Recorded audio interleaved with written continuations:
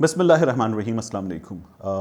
جو واقعہ موٹر وے پر پیش آیا، بلکہ موٹر وے سے ذرا سا پہلے پیش آیا، لاہور گجرپورہ تھانے کی حدود میں، اس واقعے پر ہم مسلسل بات کریں. پورا ملک بات کر رہا ہے. اس واقعے نے پورے ملک کو ہلا کر رکھ دیا. واقعے کی نوعیت ایسی ہے. اس واقعے میں اب تک واقعے کے بعد کیا ہوا ہے، اس پر بات کریں گے. پولیس کہاں تک پہنچ گئی ہے، اس پر بات کریں گے. کیا چیزیں معلوم ہو پائی ہیں، کتنا کلوز ہیں، اس پر بات کریں گے. ساتھ میں یہ جو متاثرہ خاندان، متاثرہ خاتون ہے، ان کے حوالے سے کچھ معلومات ہیں. یہ معلومات میں آپ کے حوالے کروں گا. اور پھر اس کے بعد ایک ڈھٹائی کی انتہا، اور میں پوری ذمہ داری کے ساتھ کہہ رہا ہوں ڈھٹائی کی انتہا کی گئی ہے. وہ ڈھٹائی کی انتہا میں آپ کے حوالے کروں گا. اس پر بہت بات ہو رہی ہے. پھر اس کے بعد آخر میں یہ بات بھی کریں گے کہ ہم کیا کر رہے ہیں، ہم اپنی ماؤں، بہنوں، بیٹیوں کے ساتھ یہ جو ہمارا اوورآل بیہیویئر ہے، اس کے ذریعے کیا کر رہے ہیں. سب سے پہلے تو جو واقعہ ہے، اگر اس کو ذرا سا میں آپ کے لیے ریکیپ کر دوں. یہ واقعہ جو ہے وہ موٹر وے سے ذرا سا پہلے، جو سیالکوٹ کو رستہ، اس سے ذرا سا پہلے پیش آیا ہے. اب یہاں میری جو موٹر وے پولیس میں دوست ہیں ان سے بات ہوئی. انہوں نے یہ بتایا کہ یہ مقام، یہ جو 130 ڈائل کرنے کی بات ہو رہی ہے، اور یہاں ہماری جیورسڈکشن نہیں ہے، یہ جو بتایا گیا ہے. تو میں نے ان سے پوچھا، انہوں نے کہا جی تقریباً 15 کلومیٹر کا ڈسٹنس تھا جہاں ہماری جیورسڈکشن ختم ہوتی ہیں. وہاں سے ہم 1 سے 2 کلومیٹر آگے نکل جاتے ہیں، لیکن ہمیں اپنے ہائر اتھارٹیز کو جواب دینا ہوتا ہے. تو تقریباً 15 کلومیٹر کے اس ڈسٹنس پر ہم نہیں جا سکتے تھے، کیونکہ ہماری گاڑیاں جو ہیں وہ سیٹلائٹ ٹریکنگ پر ہوتی ہیں، نظر آتی ہیں. تو ہمارے ان آفیشلز کو جواب دینا پڑتا ہے اور انہیں روک دیا جاتا ہے ان کے کنٹرول روم کی جانب سے. اس پر میرا ایک ٹیک ہے، وہ میں آپ کے حوالے ابھی آگے کرتا ہوں. تو اس پر ریئیکٹ کرنے کی فوری طور پر ضرورت ہمیں نہیں ہے. دوسرا ان کا یہ کہنا ہے کہ یہ جو ابھی نیا رستہ ہے، یہ ابھی FWO کے پاس ہے، اس پر ڈپلائمنٹ ابھی نہیں ہوئی ہے، وہ انڈر پروسیس ہے. پھر گجرپورہ پولیس کی بات ہو رہی ہے. اب تک پولیس نے کیا کیا ہے؟ پولیس نے اب تک یہ جو گاؤں ہے نزدیکی، جس گاؤں سے ان لوگوں کا تعلق ہے، ممکنہ طور پر پولیس اس گاؤں تک پہنچ گئی ہے. 14 افراد گرفتار کیے گئے ہیں. ان افراد کے، خاتون کا میڈیکل ہو گیا ہے. ان افراد کا جو DNA ہے وہ اس سے میچ کیا جائے گا، اور پھر اس کے بعد جو ذمہ داران ہیں ان تک پہنچا جائے گا. اس میں تمام سائنٹیفک طریقے جو ہیں وہ استعمال کیے جا رہے ہیں، تمام کنونشنل طریقے جو ہیں وہ استعمال کیے گئے ہیں، اور پولیس بہت قریب پہنچ گئی ہے.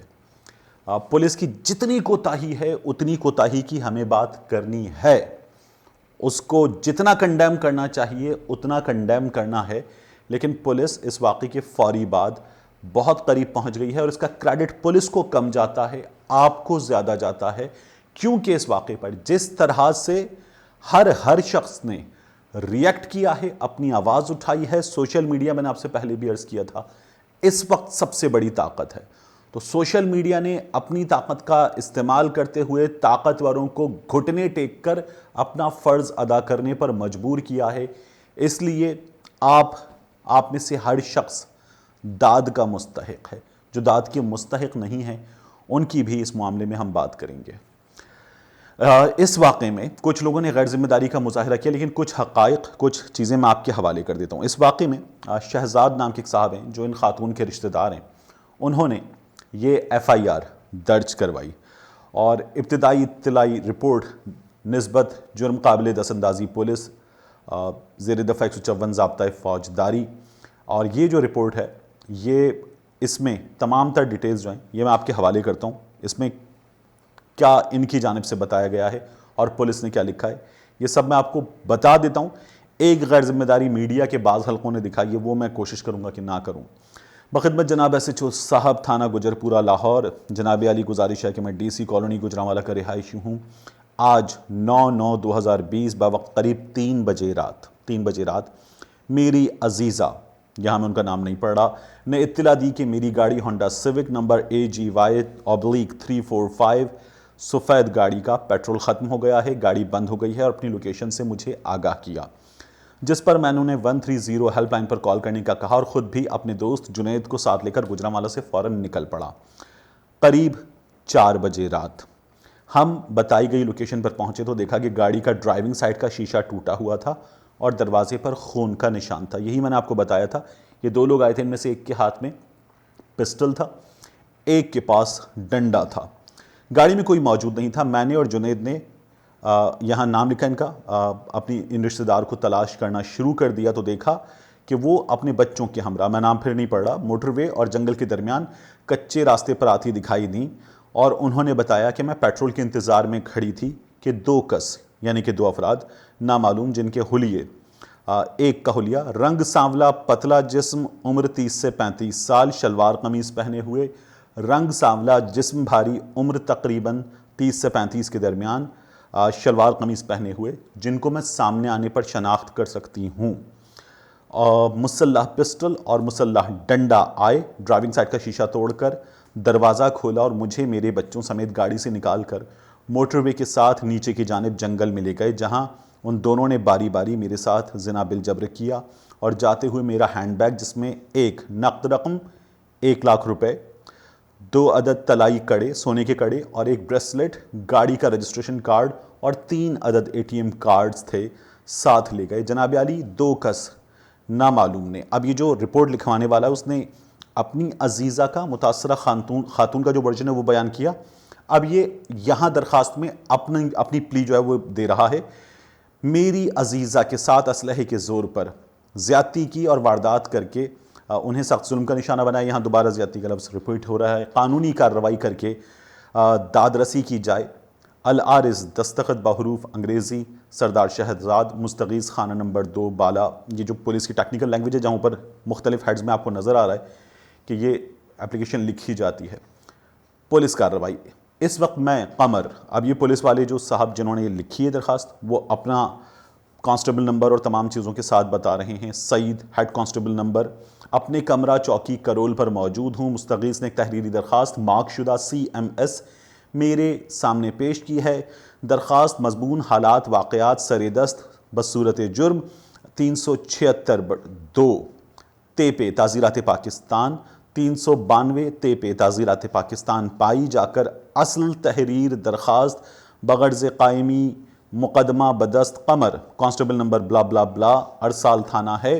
مقدمہ درج رجسٹر کر کے تفتیش حوالے انویسٹیگیشن کی جاوے. دستخط بحروف اردو شاہد رفیق SI سب انسپیکٹر انچارج چوکی کرول تھانہ گجرپورہ مورخہ 9/9/2020 چوکی کرول بوقت 10 بجے دن.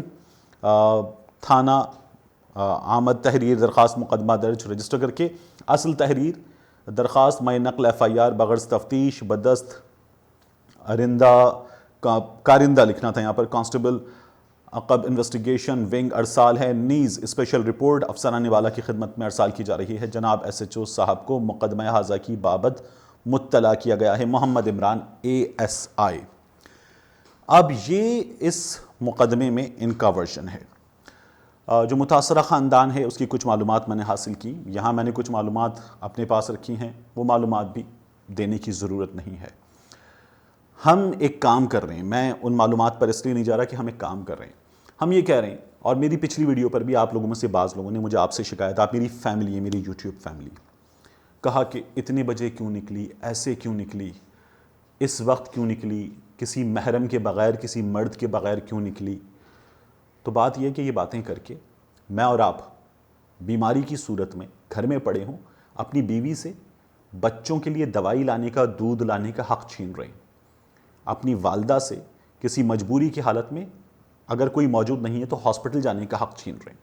میں اور آپ کسی ایسے گھر میں جہاں کوئی فالج زدہ مرد پڑا ہوا ہے اور کسی خاتون کو گھر کی کسی ضرورت کے لیے باہر نکلنا ہے, ہم اس رویے کے ساتھ وہ حق چھین رہے ہیں. اور یہ حق میں اور آپ ایک عام آدمی نہیں چھین رہا, یہ حق اس ملک کی اعلیٰ ترین سروس میں 2 دہائیوں سے زیادہ گزارنے والا CCPO لاہور بھی چھین رہا ہے. CCPO لاہور نے ایک ٹی وی چینل پر بات کرتے ہوئے جو گفتگو کی ہے, وہ گفتگو اس پورے سسٹم, اس پولیس سسٹم, اس انصاف کے مذاق کے نام پر جو ہے وہ ہمارے ساتھ جو کیا جا رہا ہے یہ مذاق, اس پورے سسٹم کے منہ پر ایک تماچا, متاثرین کے منہ پر, جو لوگ اس سسٹم سے امید لگا کر بیٹھے ہوئے ہیں, جو یہ سمجھتے ہیں کہ یہ ہماری حفاظت کریں گے, ان کے منہ پر تماچا ہے.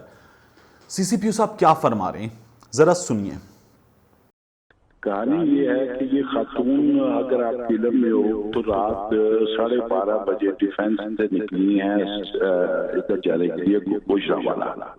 اب میں پہلے تو یہ حیران ہوں کہ 3 بچوں کی ماں ہے, اکیلی ڈرائیور ہے, آپ ڈیفینس سے نکلی ہو, آپ سیدھا روڈ لو, جی ٹی روڈ جہاں پہ آبادی ہے, اور گھر چلی جاؤ.